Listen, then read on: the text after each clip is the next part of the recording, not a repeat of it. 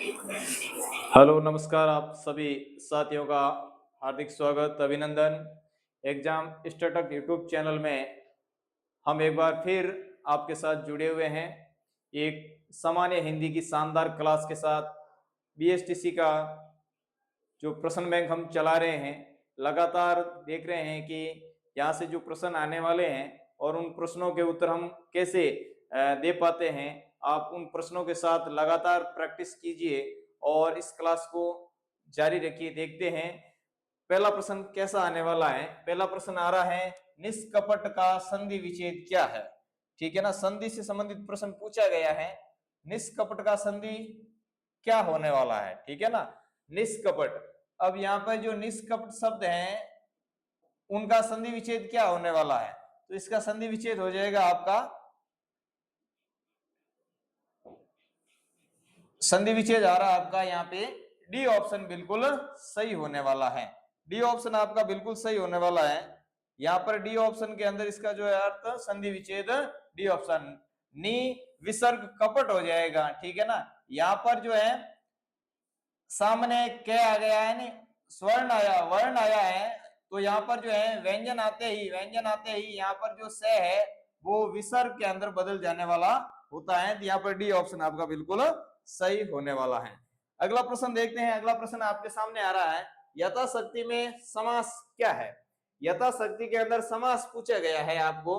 तो सबसे पहले हमने देखा कि समास को अपन को सबसे पहले विग्रह करना है और समास विग्रह करने के बाद अपन को यहां तक पहुंचना है। यथाशक्ति, तो यथाशक्ति का समास विग्रह हो जाएगा शक्ति, शक्ति के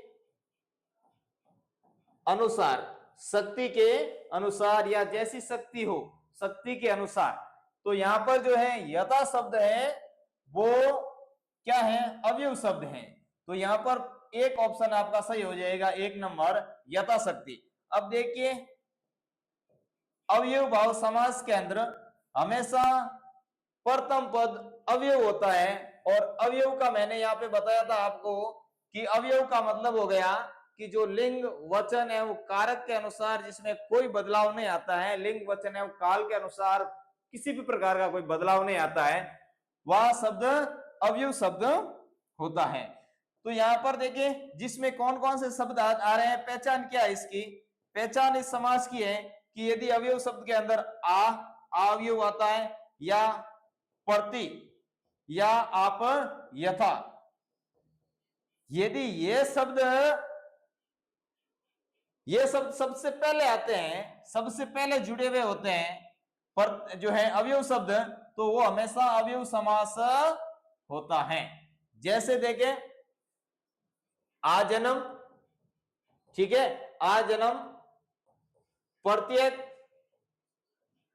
प्रतिशण और यथा शक्ति। इस प्रकार के जो शब्द में यथा, आ और प्रत्येक, प्रति और यहां पर भी प्रति, ठीक है ना, इस प्रकार के जो शब्द होते हैं वो हमेशा कैसे होते हैं, अवयव शब्द होते हैं और अवयव समास के अंदर पूछे आने वाले शब्द होते हैं। चले आगे देखते हैं। आगे आपके सामने जो प्रश्न आ रहा है, आगे प्रश्न आ रहा है महर्षि का संधि विच्छेद क्या है, ठीक है ना। महर्षि का संधि विच्छेद है महर्षि, महर्षि का संधि विच्छेद हो जाएगा महा और ऋषि, ठीक है ना, आपका हो जाएगा ए ऑप्शन यहाँ सही होने वाला है। आगे चल के देखते हैं दुराचार में उपसर्ग कौन सा है। दुराचार में उपसर्ग पूछा गया है दुराचार, दुर धन आचार, आचार दुर्धन आचार, तो यहाँ पर एक नंबर ऑप्शन हो जाएगा आपका सही। दुराचार का मतलब हो गया खराब आचरण, जिसका खराब आचरण होता है उसे दुराचार कहते हैं, ठीक है ना। तो आगे आपके सामने जो प्रश्न आ रहा है पांचवा, जो श्रेष्ठता में प्रत्यय कौन सा है, श्रेष्ठता के अंदर प्रत्यय कौन सा है, तो श्रेष्ठ शब्द है श्रेष्ठ, ठीक है ना, श्रेष्ठ और ता, ठीक है ना, श्रेष्ठ और ता में आपका ता उपसर्ग प्रत्यय आने वाला है, तो एक नंबर ऑप्शन आपका सही हो जाएगा। आगे चल के देखते हैं नीलकंठ में समास है। अब यहां पर आपको सीधा ही दे दिया गया है शिव, तीसरा अर्थ दे दिया गया है, तो तीसरा अर्थ के समास में होने वाला है बहुवीर्य समास के अंदर। ये हमने ट्रिक देखी थी पीछे कि पूरा पद ही तीसरा अर्थ निकल रहा है पूरे पद का। जैसे नीलकंठ, नीलकंठ का समास विग्रह हो जाएगा नीला है कंठ जिसका, नीला है कंठ जिसका अर्थात शिव, नीला है कंठ जिसका अर्थात शिव। यानी समुद्र मंथन के द्वारा जो विष निकला था उसको शिव ने पिया, इसलिए उनका जो शरीर है नीला पड़ गया और इसलिए उनका नाम भी हो गया नीलकंठ। तो नीलकंठ, नीला है कंठ अर्थात शिव। यहां पर बी ऑप्शन आपका बिल्कुल सही होने वाला है। आगे चल के देखते हैं, प्रश्न आ रहा है कि लोकप्रिय में समास कौन सा है। बार बार समास से संबंधित प्रश्न पूछे जा रहे हैं। यानी लोकप्रिय में समास, लोग का प्रिय या लोगों का प्रिय, लोगों का प्रिय। तो यहां पर जो है कारक चिन्ह का लोप हुआ है। कारक चिन्ह का लोप हमेशा तत्पुरुष समास के अंदर होता है। तो यहां पर बी ऑप्शन आपका बिल्कुल करेक्ट होने वाला है। आगे देखते हैं, अत्याचार में संधि विच्छेद कौन सी है। यानी अत्याचार में संधि विच्छेद है, अत्याचार का सही संधि विच्छेद पहचानना है तो हो जाएगा अति धन आचार।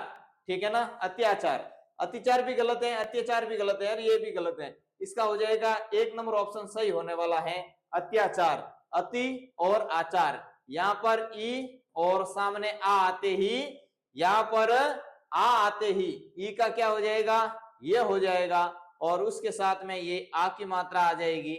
ठीक है ना, आ की मात्रा या के साथ में जुड़ जाएगी और यहाँ पर तय हमें जो पीछे बचा है इसे स्वर निकलते ही ये क्या हो जाएगा, आधा हो जाएगा। ठीक है ना, आधा हो जाएगा तो यहाँ हो जाएगा अत्याचार। ये यहाँ साथ में जुड़ा हुआ है और आ जुड़ते ये हो जाएगा यहाँ पर इस प्रकार और हो जाएगा अत्याचार। ठीक है ना, यानी यण संधि का ये सुंदर उदाहरण है।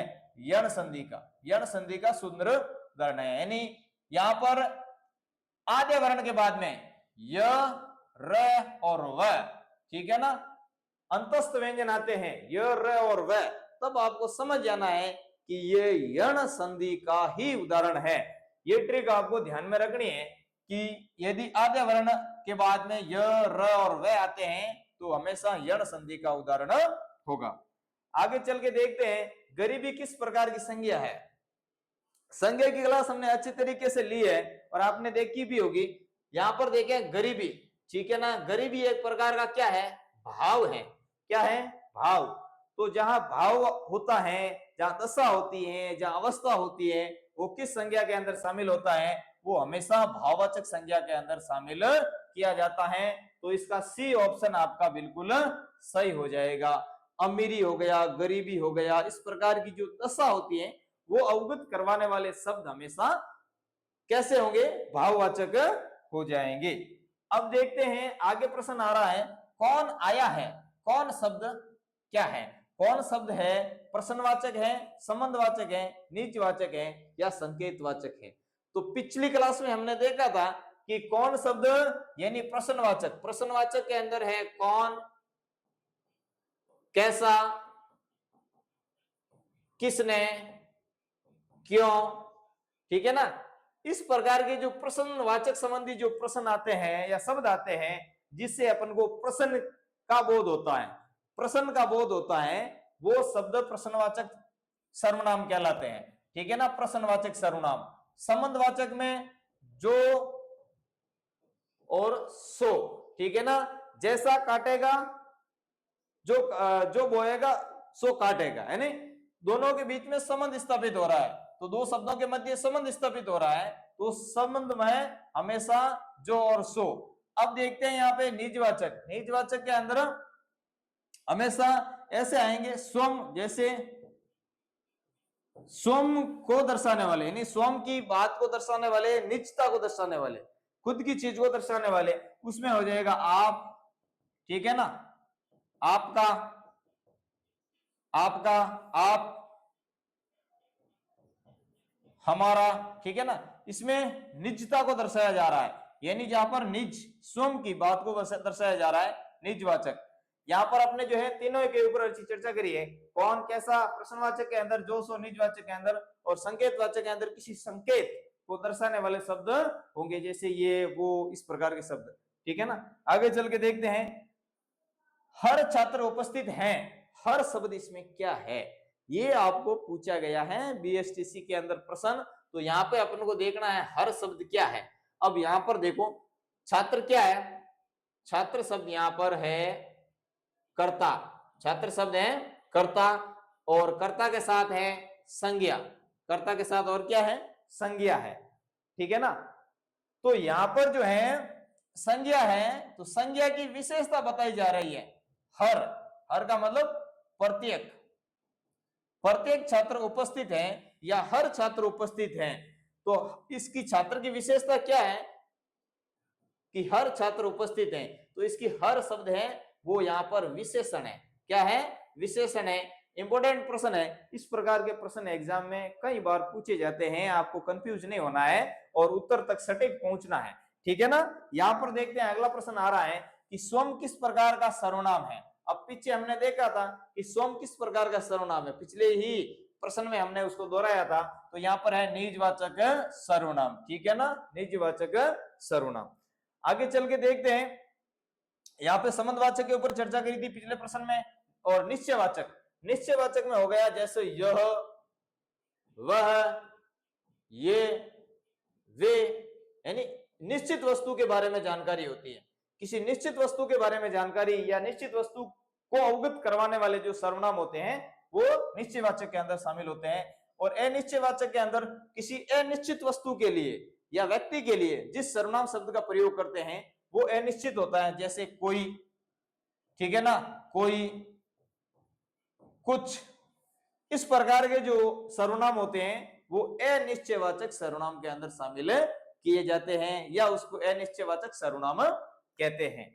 आगे चल के देखते हैं, आगे प्रश्न आ रहा है आपका काल से संबंधित। प्रश्न क्या है कि पत्र लिखा जा चुका है, ये किस प्रकार का काल है। अब देखते हैं ऑप्शन क्या आने वाला। ऑप्शन आपके सामने है वर्तमान पूर्ण काल है, अपूर्ण भूत है या पूर्ण भूत है या भविष्य है, ठीक है ना। यहाँ पर पत्र लिखा जा चुका है। अब इसका मतलब चुका है तो ये बात हो चुकी है, बात हो चुकी है तो पिछले काल को दर्शाया जाने वाला वाक्य है। तो यहाँ पर है भूतकाल, क्या है भूतकाल। अब भूतकाल तो है परंतु कैसा भूतकाल है, पत्र लिखा जा चुका है, काम पूर्ण हो चुका है, ठीक है ना, काम पूर्ण हो चुका है। तो जहां काम पूर्ण हो चुका होता है वहां पर आपको अपूर्ण भूत करना है। तो बी ऑप्शन आपका सही हो जाएगा, ठीक है ना, इसमें बी ऑप्शन आपका बिल्कुल सही हो जाएगा। यानी पत्र लिखा जा चुका है अर्थात काम पूरा हो चुका है, ये बिल्कुल इसके अंदर हो जाएगा। अपूर्ण भूत में क्या हो जाएगा, पत्र लिखा जा रहा है, ठीक है ना। इसमें जो है लिखा जा चुका आया है तो यहां पर आपका ये ऑप्शन बिल्कुल सही होने वाला है। आगे देखें, सीता द्वारा गीत गाया गया, वाच्य क्या है। सीता द्वारा गीत गाया गया, इसमें वाच्य क्या है। तो हमने वाच्य की क्लास में पढ़ा है कि सीता द्वारा, ठीक है ना, के द्वारा, के द्वारा किसके साथ वाच्य में आता है, द्वारा, ठीक है ना। और न किस वाच्य में आता है, न हमेशा कृतवाच्य के अंदर आता है और क्रमवाच्य के अंदर के द्वारा शब्द का प्रयोग होता है। तो सीता द्वारा यहाँ पर जो है बी ऑप्शन आपका सही होने वाला है। आगे देखते हैं, वह पुस्तक पढ़ता है, वह पुस्तक पढ़ता है क्रिया है, ठीक है ना। इसमें क्रिया कौन सी है, वह पुस्तक पढ़ता है, कर्मक है सकर्मक। अब इसमें जो है वह है वो है क्या है, कर्ता, ठीक है ना। पुस्तक है कर्म और क्रिया है पढ़ना, ठीक है ना। अब यहाँ पे देखते हैं कि क्रिया का प्रभाव किसके ऊपर पड़ रहा है, क्रिया का प्रभाव सीधा ही पड़ रहा है किसके ऊपर, कर्म के ऊपर। पढ़ने का प्रभाव किसके ऊपर पड़ रहा है, क्रिया के ऊपर पड़ रहा है, ठीक है ना, पुस्तक के ऊपर पड़ रहा है। तो यहाँ पर पुस्तक कर्म हो गया, तो कर्म होते ही ये किस प्रकार का वाक्य हो गया, बी ऑप्शन हो गया, सकर्मक वाक्य होने वाला है। अब आगे हम देखते हैं और क्रिया संबंधित प्रश्न आ गया है कि बच्चा रो रहा है, बच्चा रो रहा है। अब यहां पर जो है बच्चा रो रहा है, बच्चा रो रहा है। अब रोना क्रिया है, इसमें रोना क्रिया है और बच्चा इसमें करता है, ठीक है ना। अब रोने का प्रभाव किसके ऊपर पड़ रहा है, रोने का प्रभाव सीधा ही कर्ता के ऊपर पड़ रहा है। और जहां क्रिया व्यापार का फल सीधा कर्ता पर पड़ता है वहां पर हमेशा क्रिया कौन सी होती है, हमेशा क्रिया अकर्मक होती है। कौन सी होती है, अकर्मक होती है। तो बी ऑप्शन आपका यहाँ पर बिल्कुल भी सही होने वाला है, ठीक है ना। उसी प्रकार से अपन को देखना है, जैसे रोना, ठीक है ना, सोना, हंसना, ठीक है, ये लगभग जो है क्रिया हमेशा अकर्मक ही होती है, ठीक है ना। आगे चल के देखते हैं, राम ने सीता को पत्र लिखा, को शब्द इसमें क्या आने वाला है, जो को चिन्ह है वो क्या है, संबंध कारक है, कर्म कारक है, संपादन है या करण कारक है। तो कारक संबंधी प्रश्न पूछ लिया गया है, तो अपन को देखना है कि कर्ता ने, यहां पर कर्ता ने कर्म को और करण से, ये अपना यहां तक हमने देखा है। तो यहां पर कर्म को कारक चिन्ह क्या है, कर्म को, तो को किसका कारक चिन्ह है, कर्म का। तो यहां पर जो है बी ऑप्शन आपका बिल्कुल सही होने वाला है, ठीक है।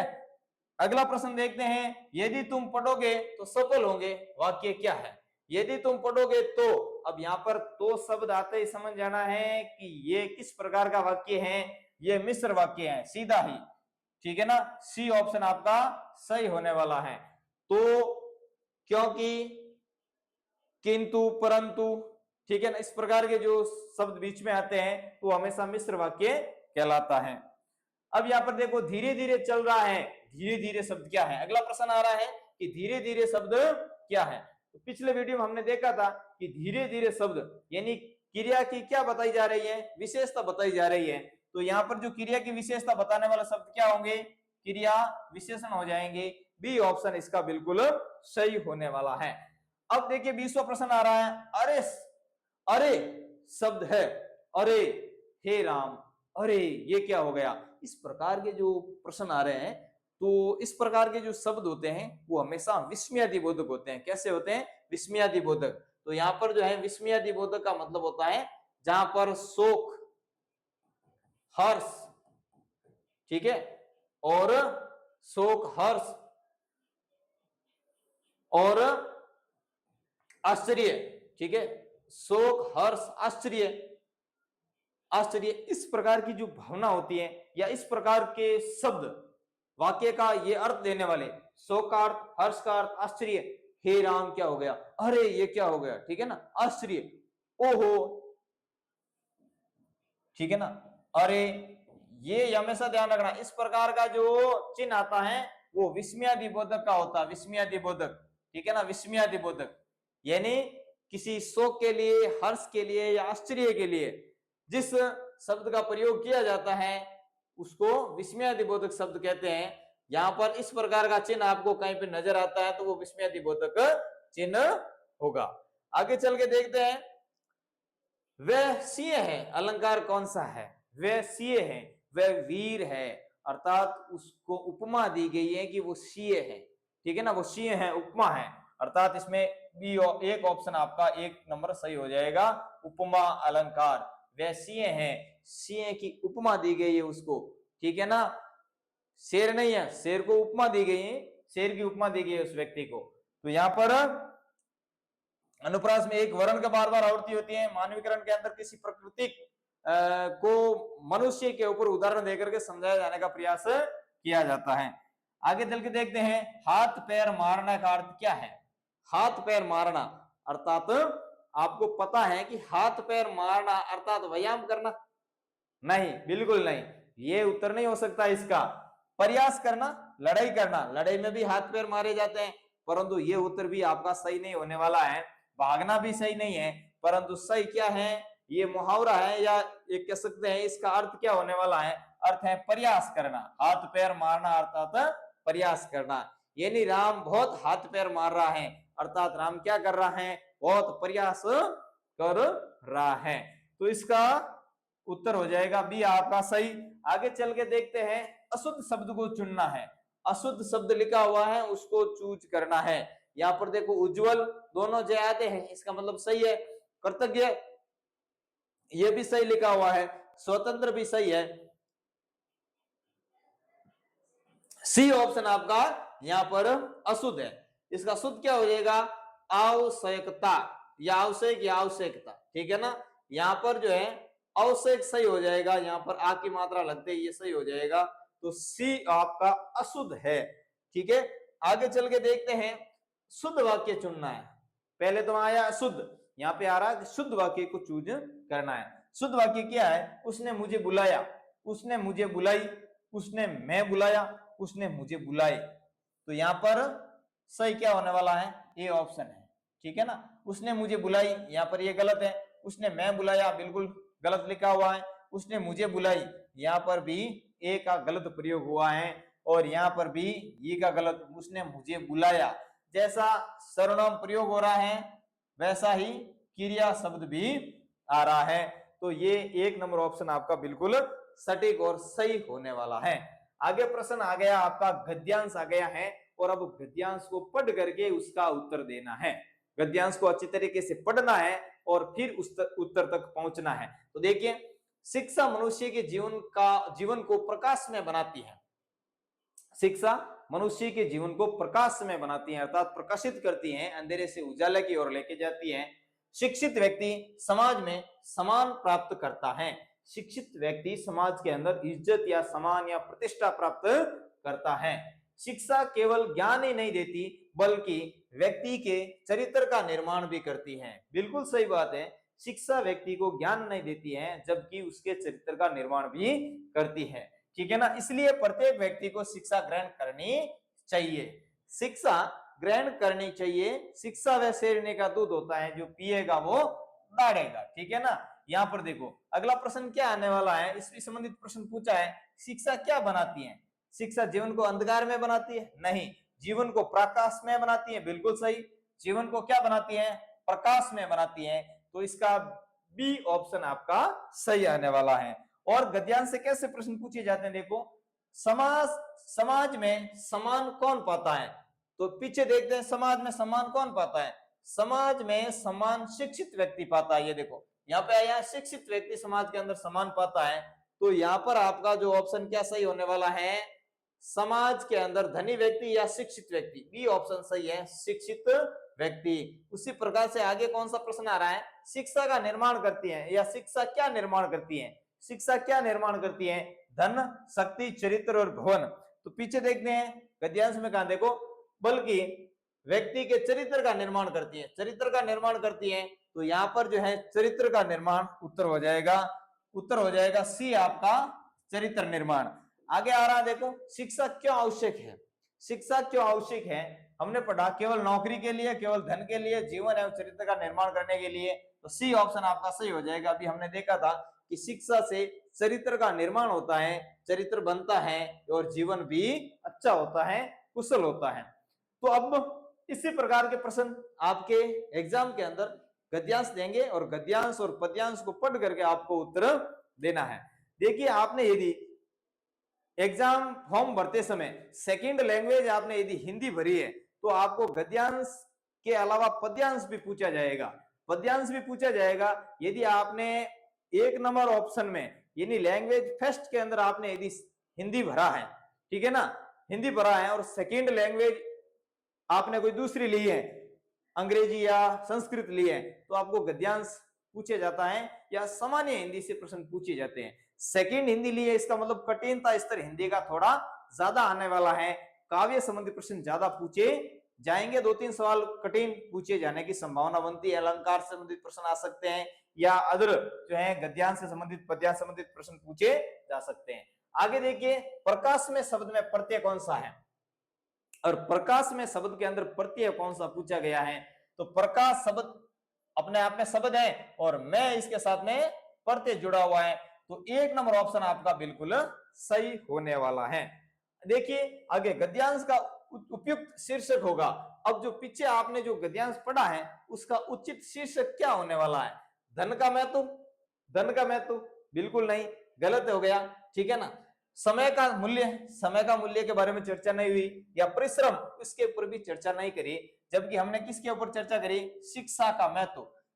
तो यहाँ पर जब भी गद्यांश पूछा जाता है, शीर्षक पूछा जाता है, तो शीर्षक वही चूज करना है जिसके ऊपर ज्यादातर बात, यानी जिस विषय के ऊपर बात ज्यादातर रखी गई हो, या उस पूरे गद्यांश के अंदर उसी विषय को बार बार अवगत करवाया गया हो, तो यहाँ पर इसका बी ऑप्शन बिल्कुल सही होने वाला है।